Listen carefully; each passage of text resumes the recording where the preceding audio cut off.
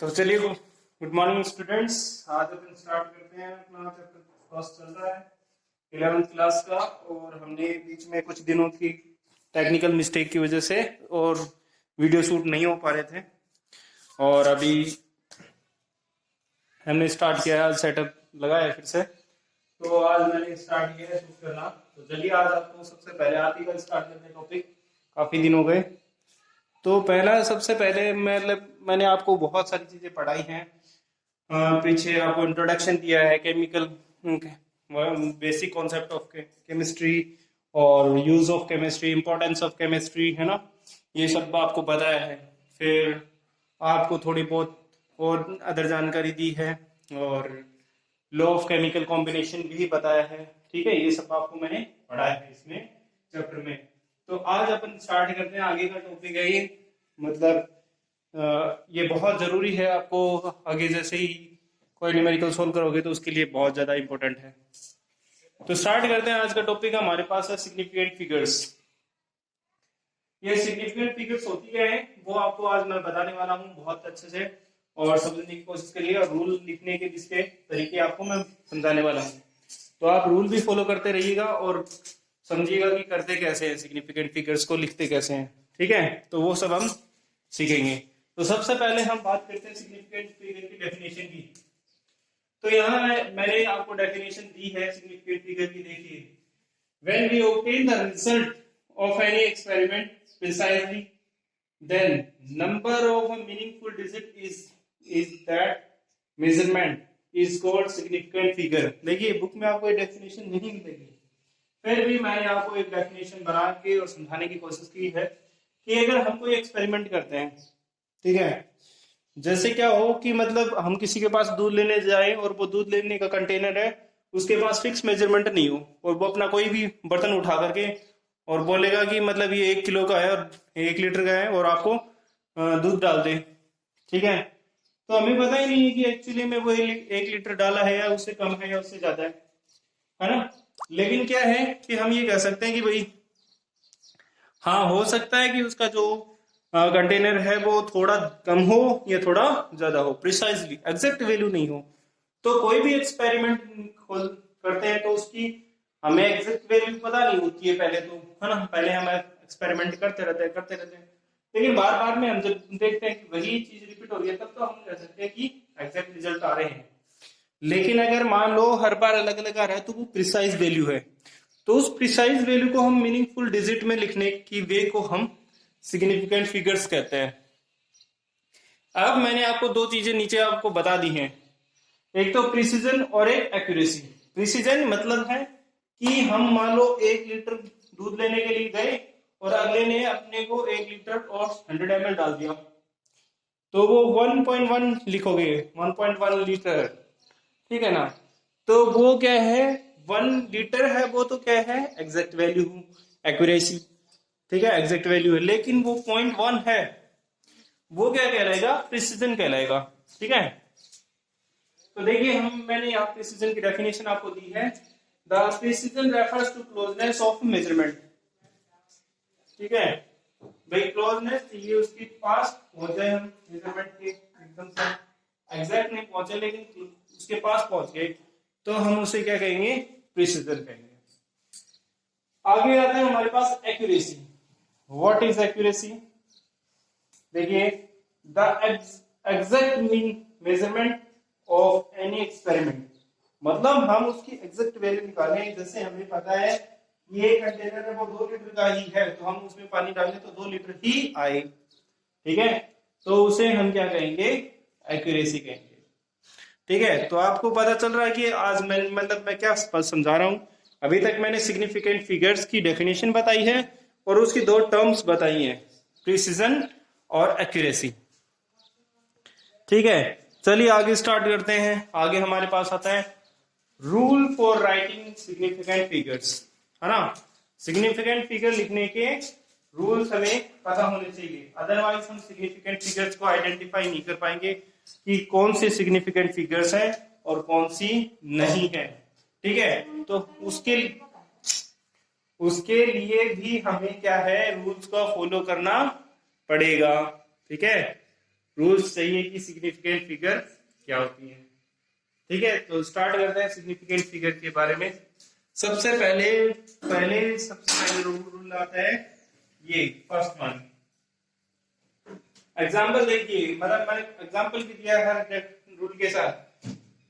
All non zero digits are significant. For example, जितनी भी non zero digits होंगी वो क्या होंगी? सिग्निफिकेंट। ठीक है, फॉर एग्जाम्पल आपके सामने दिया गया 285 centimetre.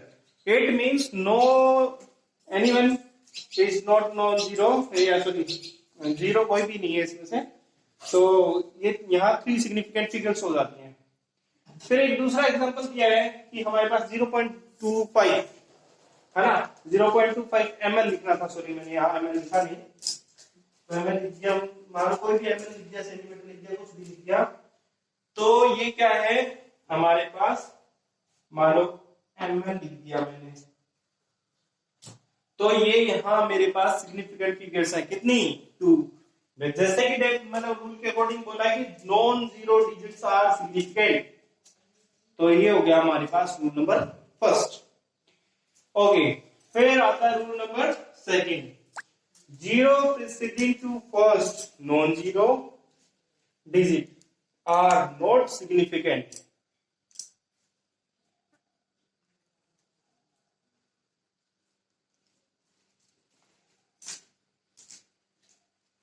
are not significant. Okay, non significant. देखिए, zero preceding to non first non zero digits are not significant such as zeros indicate the position of a decimal point। मतलब अगर कोई डिजिट के अंदर जीरोस हैं तो वो सिग्निफिकेंट फिगर नहीं है, वो सिर्फ ये बताएंगे कि वहां पोजीशन ऑफ, अगर मान लो पहले अपने पास नॉन मतलब जो कोई पहले जीरो आ जाए फिर मतलब नॉन जीरो डिजिट्स आए, ठीक है, तो हम उसको ये नहीं कहेंगे कि मतलब हमारे पास जो भी है वो सिग्निफिकेंट फिगर है। ठीक है, क्योंकि सिग्निफिकेंट फिगर हमें क्या होता है, हमारे पास जो है वो होना चाहिए क्या? डेसिमल पोजीशन को बताती है। देखिए यहाँ दिखाई दे रहा है कि आपके पास 0.23, यहाँ 1 सिग्निफिकेंट फिगर है, 0.0025 यहाँ कितनी है? 2 सिग्निफिकेंट फिगर्स हैं। तो ये हमारे पास सिग्निफिकेंट फिगर्स के 2 रूल हो गए हैं। ओके, सिग्निफिकेंट फिगर क्या होता है और उसके रूल्स क्या हैं, तो वो हम पढ़ रहे हैं आज, वो मैंने आपको अभी बताया है। ठीक है, आगे हम इसके और लॉज डिस्कस करते हैं।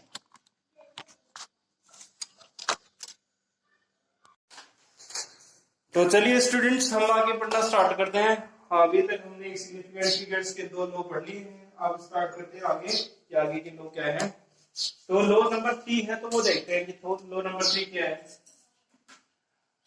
The zeros between two non-zero digits are significant। मतलब 2 नॉन जीरो डिजिट्स होंगे, उसके बीच में जीरो होंगे, तब हम उसे सिग्निफिकेंट फिगर कह सकते हैं। मतलब जीरो को भी सिग्निफिकेंट फिगर कह सकते हैं। नॉन जीरो डिजिट्स होते हैं उनको तो हम सिग्निफिकेंट कहते ही हैं। लेकिन यहाँ देख सकते हैं आप, मैंने एग्जांपल दिया, फॉर एग्जांपल 205, तो हमारे 2005, इसके अंदर देखिए 2 जीरो है, तो ये दोनों जीरो सिग्निफिकेंट फिगर में काउंट होंगे, और यहाँ 2 और 5 तो सिग्निफिकेंट फिगर है ही। तो इसका मतलब है मैं क्या लिख सकता हूँ, इट हैज 4 सिग्निफिकेंट फिगर्स, मतलब इसमें 4 सिग्निफिकेंट फिगर होंगे। ये हमारे पास रूल नंबर 3 था। 4th rule number, zeros at the end or the right of the number are significant। बोल रहा है कि जीरो एट द एंड और राइट ऑफ द नंबर, मतलब जीरो है वो उसके right of the number and में या राइट साइड में हो तो वो सिग्निफिकेंट हो सकता है, provided they are on the right side of the decimal point. लेकिन कब होगा वो सिग्निफिकेंट फिगर, कि जब डेसिमल पॉइंट के साइड में यानी राइट हैंड साइड में हो, तभी उसे सिग्निफिकेंट फिगर कह सकते हैं, अदरवाइज वो सिग्निफिकेंट फिगर नहीं होगा। फॉर एग्जाम्पल देखो यहाँ रहा 0.200। तो यहाँ कितनी सिग्निफिकेंट फिगर है? 3 सिग्निफिकेंट फिगर है। मतलब डेसिमल पॉइंट के बाद में हो तो उसको कंसीडर करते हैं, अदरवाइज नहीं करेंगे। देखिए significant figure, but if otherwise the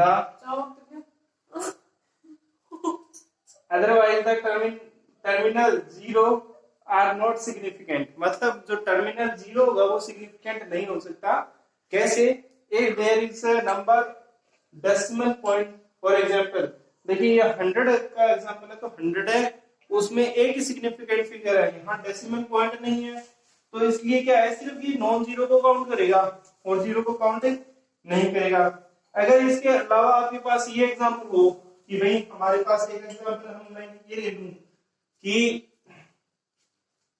जैसे यहाँ 1.100.0, तो यहाँ मेरे पास सिग्निफिकेंट फिगर 2 होंगी, ठीक है। और अगर एक जीरो और बढ़ गया तो एक तो ये और दो ये, 3 सिग्निफिकेंट फिगर हो जाएंगी।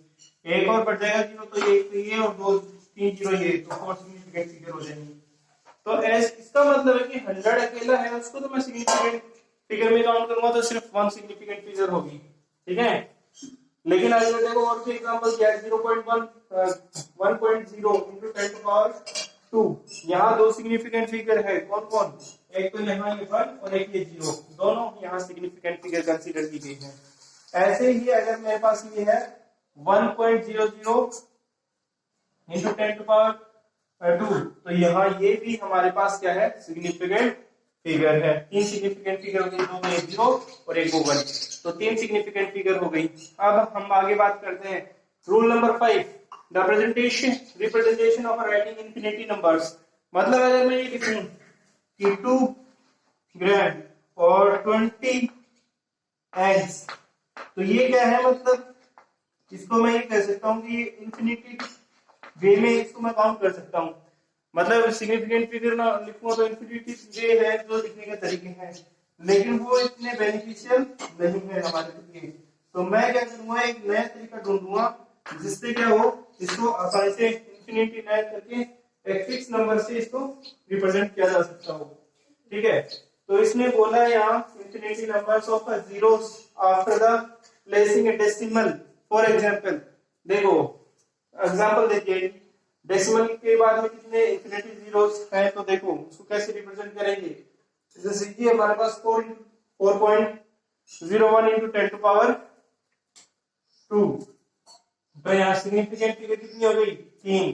देखिए एक तो ये और दो ये, है ना, 4.01, ठीक है। ये यहाँ 3 सिग्निफिकेंट फिगर हो गई। इसके बाद में हमारे पास आ जाते हैं, ये हमारे पास, ये तो मैंने ऐसे को डिवाइड पोर्शन डिवाइड करने के लिए लगा रखा है, 8.256 into 10 to power -3, इसमें 4 सिग्निफिकेंट फिगर्स हैं। तो ये हमारे पास जो सिग्निफिकेंट फिगर लिखने के कुछ वेज थे या रूल्स थे, 5 रूल है अपने एनसीईआरटी बुक में, तो जो 5 रूल मैंने आप लोगों को बताए हैं। आगे इसके कुछ राउंड फिगर या फिगर्स को राउंड करने का जो वे है वो बताने वाला हूं। चलिए देखते हैं क्या है आगे का सिस्टम। तो चलिए भी आगे स्टार्ट करते हैं। अपन ने सिग्निफिकेंट फिगर के तो रूल राइटिंग के वो तो हो गए सारे खत्म। अब कुछ एडिशन और सब्ट्रैक्शन, आज हम आपको कुछ जोड़ बाकी बोलते हैं गुणा भाग सारे सिखाने वाला हूँ। 11th क्लास में हूँ लेकिन फिर भी ये सिखाने पड़ेंगे आप लोगों को।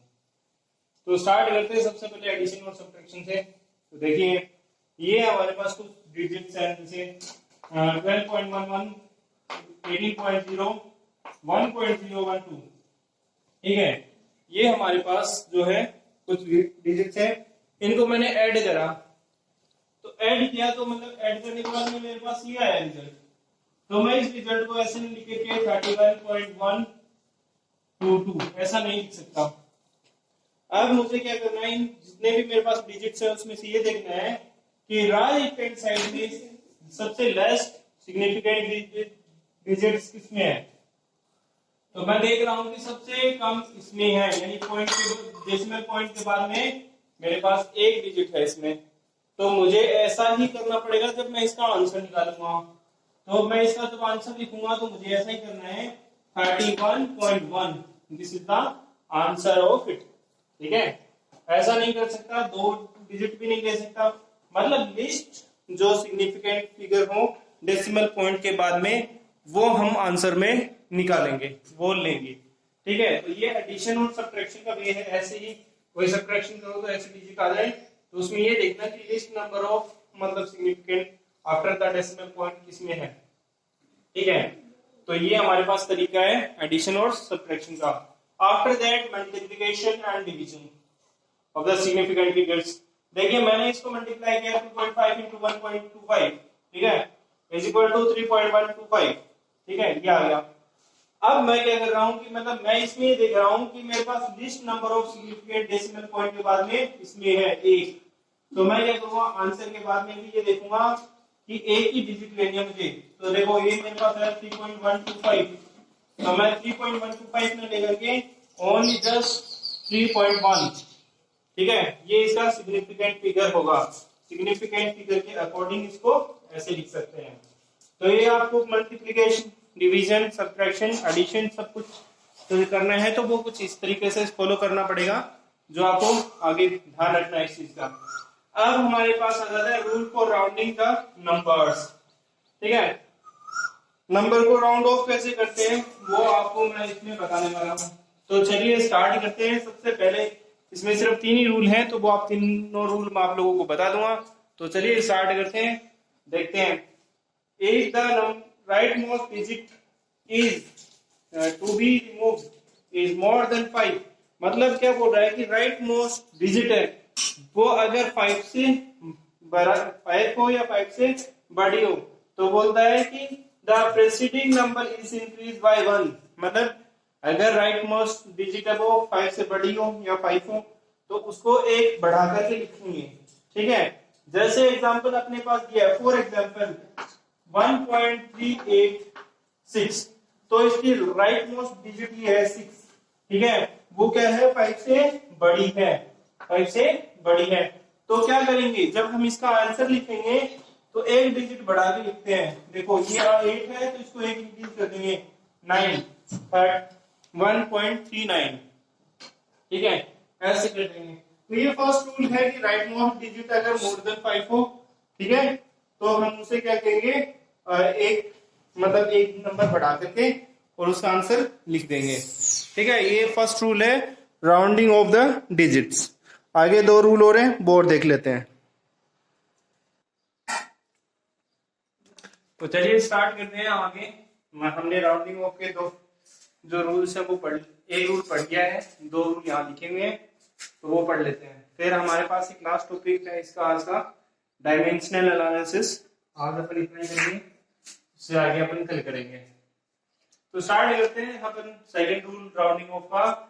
If the right most digit to be removed is less than 5, अगर राइट मोस्ट डिजिट है वो लेस देन 5 है तो उसको रिमूव कर दिया जाता है।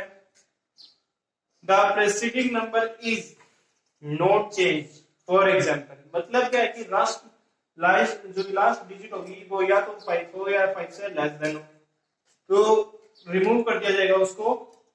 और प्रेसिडिंग नंबर है यानी जो नंबर लिखा जाएगा उसमें कोई चेंज नहीं आएगा, एज इट इज ही लिखा जाएगा।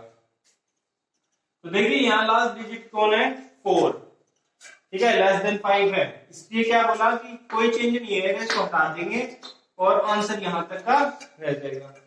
ये तरीका है सिग्निफिकेंट फिगर लिखने का या राउंडिंग ऑफ में सिग्निफिकेंट फिगर लिखने का। अब इसके बाद में आता है नेक्स्ट जो हमारे पास लास्ट जो इसका राउंडिंग ऑफ का रूल है। If the right most digit to be remove, अगर राइट मोस्ट जो डिजिट है वो हटा दी जाएगी, is 5 then the preceding number is not changed if it is an even number, मतलब बोल रहा है कि अगर लास्ट डिजिट है 5 है वो उसको हटा दिया जाएगा कब, ठीक है, और डिजिट चेंज कब होगी जब नंबर ओड रहेगा तब तो चेंज रहेगी और इंक्रीज कर दिया जाएगा 1, लेकिन अगर इवन है तो उसको चेंज नहीं किया जाएगा। फॉर एग्जांपल मेरे पास यहाँ 6.3 और 35 और 6.25 है, तो मैं आपको एग्जांपल बताता हूँ दोनों। देखिए यहाँ है 6.35, लास्ट डिजिट है 5, इसको तो हटा दिया जाएगा, रिमूव कर दिया जाएगा, ये हटा दिया। लेकिन इसने बोला कि अगर लास्ट डिजिट है वो 5, मतलब उससे पहली वाली डिजिट है वो ओड हो, ये देखो ये ओड है, तो क्या करेंगे, 1 नंबर इंक्रीज कर देंगे, तो इसको लिखेंगे 6.4, this is the answer, increase कर दिया 1, ठीक है। लेकिन बोल रहा है कि अगर हम ये कहें कि लास्ट डिजिट 5 है और उससे पहली वाली डिजिट है वो क्या है, इवन, जैसे एग्जांपल हमारे सामने ये है 6.25, तो यहाँ 5 को तो हटा दिया जाएगा, लेकिन ये डिजिट है क्या है, इवन, तो ये कुछ भी चेंज नहीं होगा, एज इट इज ही लिखी जाएगी, 6.2 यही लिखी जाएगी। तो ये इसका लास्ट पॉइंट था या लास्ट रूल था, जो हमें क्या करना था, राउंडिंग ऑफ करने का वे बता रहा है। फिर से मैं आपको रिकॉल कर देता हूँ एक बार दोनों रूल। पहला रूल मैं आपको बता चुका हूँ कि अगर लास्ट मतलब जो लास्ट डिजिट होती है वो मोर देन 5 हो, तो हम एक नंबर बढ़ा करके, मतलब 5 को हटा देंगे तो एक नंबर बढ़ा के लिख देंगे। जैसा कि मैंने आपको पीछे बताया था कि हमारे पास मान लो कोई एग्जांपल था, जैसे 6.386, तो लास्ट डिजिट थी 6, तो इसको हटा दिया, इसको एक नंबर बढ़ा के लिख दिया, तो हमारे पास क्या आया था 3.9, मतलब 6.39 ये आया था। ये सेकंड रूल है, इसमें क्या है कि लास्ट मोस्ट जो राइट मोस्ट डिजिट है वो लेस देन 5 हो, तो हम क्या करेंगे, डिजिट को एज इट इज लिखेंगे, कोई चेंज नहीं करेंगे। तो ये लास्ट डिजिट है लेस देन 5 है, तो एज इट इज लिख दिया। अब इसमें ये बोला कि ये जो थर्ड रूल है, the right most digit to be removed, इसको हटा देंगे, is 5, then preceding number is not changed, preceding number कभी चेंज नहीं होगा, कब, if it is even, जब वो क्या है, इवन नंबर है, but it is increased by 1 if it is odd number, मतलब अगर लास्ट डिजिट से पहला वाला नंबर है वो क्या है, ओड है, तब तो उसको एक 1 बढ़ा करके लिख देंगे, और अगर इवन है तो नहीं लिखेंगे। तो ये था यहाँ ओड 6.25 था, 35 था, तो 5 को तो हटा दिया, तो इसको एक बढ़ा के लिख दिया, तो ये आ गया 6.4। अगला है हमारे पास 6.25, तो ये 5 को हटा देगा, लेकिन इसको ऐसा का ऐसे ही लिखेगा क्योंकि ये इवन नंबर है, इसमें कोई चेंज नहीं आएगा। And this is the last one, ये आज का हमारा लास्ट टॉपिक है, dimensional analysis. There is a need to convert units from one system to another. This method is known as the factor label method, unit factor method और dimensional analysis। देखो क्या होता है कि हमारे पास बहुत सारी ऐसी चीजें आती हैं कि भाई हमें सिस्टम को चेंज करके लिखना होता है, ये एक सिस्टम को दूसरे सिस्टम में चेंज करेंगे, करने का वे आपको पता ही है कि क्या होता है, फिर भी मैं आपको थोड़ा सा बता देता हूँ, ठीक है। जैसे हमारे पास मान लो कोई डिजिट है 25.5 25 सॉरी या फिर 2.25, ये हमारे पास कोई मीटर है, और क्या करना है, हमें इसको सेंटीमीटर में चेंज करना है, सेंटीमीटर में चेंज करना है। तो हम क्या लिख सकते हैं, आपको पता है 1 मीटर इक्वल्स टू कितना होता है, 1 मीटर इक्वल्स टू अपने पास 100 सेंटीमीटर होता है, यही तो होता है। तो हम क्या करेंगे, हम इसको ऐसे लिखेंगे, इंटू कर देंगे, देखिए हम लिखेंगे 2.25 इंटू 100/1, ये 100 क्यों, 100 तो सेंटीमीटर और 1 इज मीटर, इसको चेंज करूंगा तो मेरे पास आ जाएगा 2.25 सेंटीमीटर, ये हमारे पास इसका आंसर आ जाएगा 225 सेंटीमीटर, इसका आंसर आ जाएगा। ऐसे चेंज करने के वे को, यानी एक यूनिट को दूसरे यूनिट में कन्वर्ट करने के वे को हम 3 नामों से हम यहाँ बोल सकते हैं।